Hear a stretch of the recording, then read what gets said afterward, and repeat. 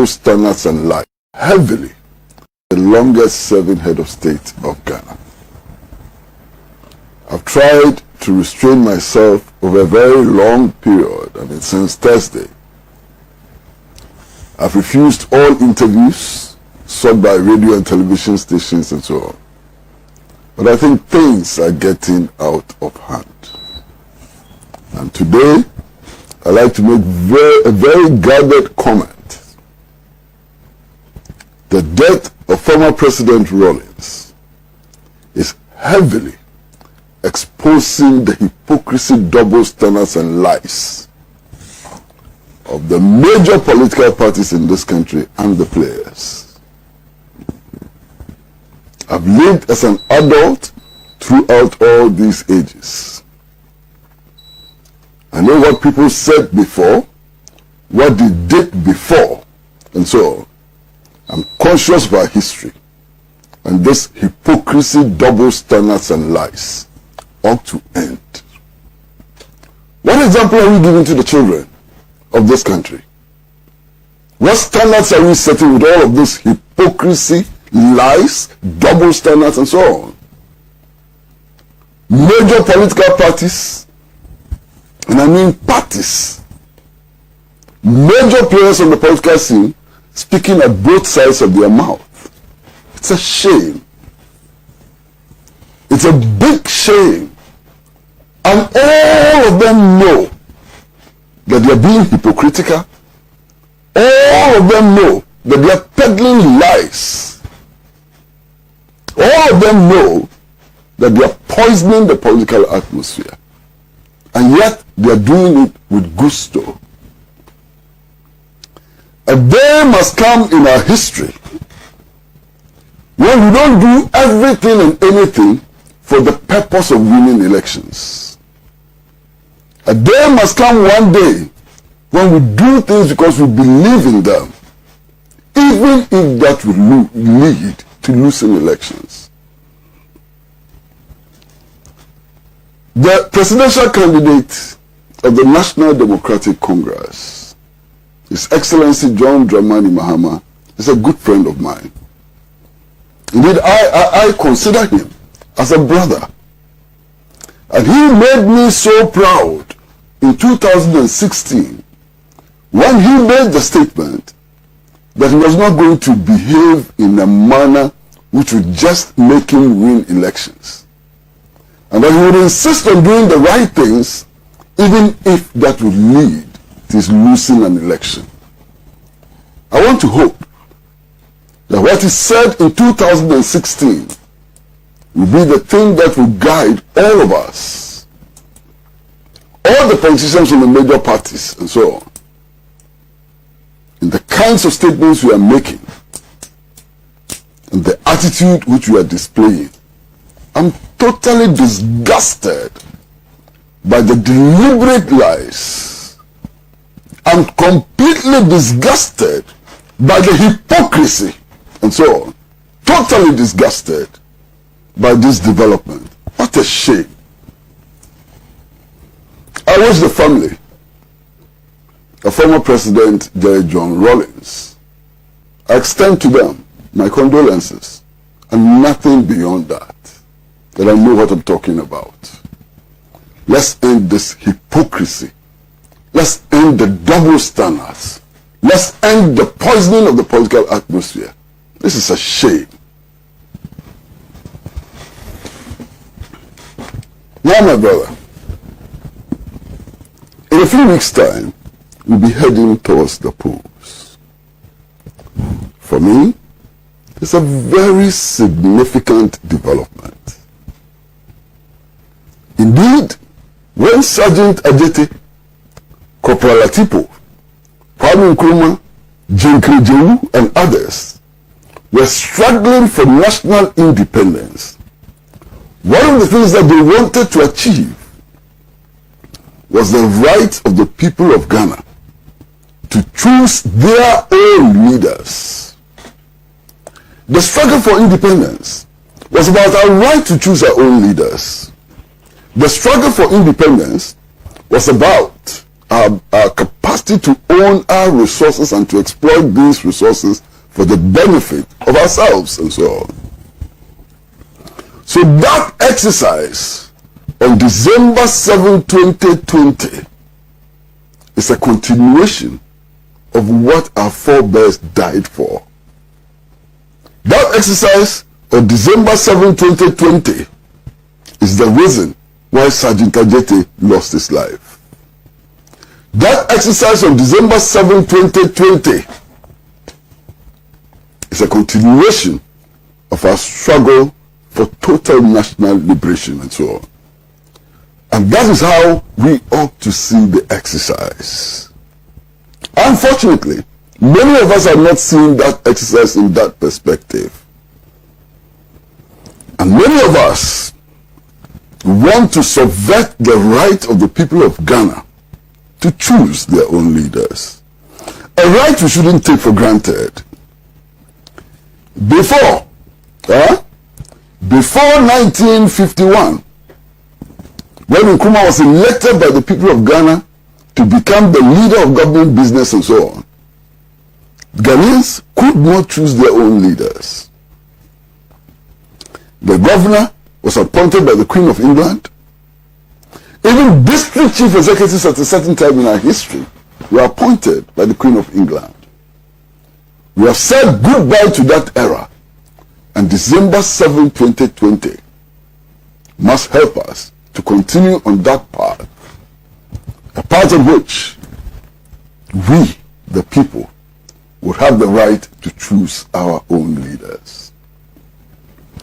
For me, the most important thing about December 7, 2020 should be whether or not our votes will count. Will our votes really count on December 7, 2020? Will the sovereign will of the people of Ghana be expressed on December 7, 2020? And I'd like to warn that if on December 7, 2020, the will of the people is subverted, there will be consequences, and there must be consequences. Because our forebears did not go through all these struggles and so on to give us the right to choose our own leaders for a few misguided people to subvert that right. And no Ghanaian, with his nationality, must allow that to happen. No Ghanaian, with his nationality, must allow the will of the people to be subverted on December 7, 2020. There are so many things which are exceedingly worrying. So many things which are exceedingly worrying. I recall that in 1992, the opposition decided to boycott elections, second round of elections, on the basis of a suspicion that because the Electoral Commission had been appointed by the sitting government, that Electoral Commission could not be trusted. That led to a situation in which most of the opposition parties were not represented in Parliament. It led to a situation where there was a lot of strife and so on. Fortunately for us, by December 2016, this country had established a system of elections which was devoid of all the suspicions and so on. The same Electoral Commission had declared victory for the New Patriotic Party, had declared victory for the National Democratic Congress, and had declared victory for the New Patriotic Party again. So clearly, that element of who appointed the Electoral Commission and so on appeared to have been dealt with. Then, Hail Presto, machinations occurred in this country, leading to the removal of the chairperson of the Electoral Commission and others. Under very strange circumstances. To start with, Even some of the petitioners, or one of the petitioners, was said to be dead. How dead persons could petition for the removal of commissioners was exceedingly strange, but it happened in our circumstances. There's so many people who raised issues about how those machinations led to the apparent, and I'm choosing my words very carefully, apparent backing of the Electoral Commission. Indeed, I have read the human rights report of the State Department of the United States of America, and I hope that everybody reads that report. The State Department of the United States of America is expressing concern that the changes which occurred in the Electoral Commission may lead to some hanky-panky games being played. I've read a statement which is attributed to Michael Pompeo, is that the name? Yeah. Who is the Secretary of State of the United States of America, in which he warns of consequences if our elections don't go right as a result of all kinds of suspicions that they hold. Of course, I know that the United States of America has no moral authority to be commenting about elections in Ghana. Look at how they've messed up their own elections. The U.S. has no moral authority.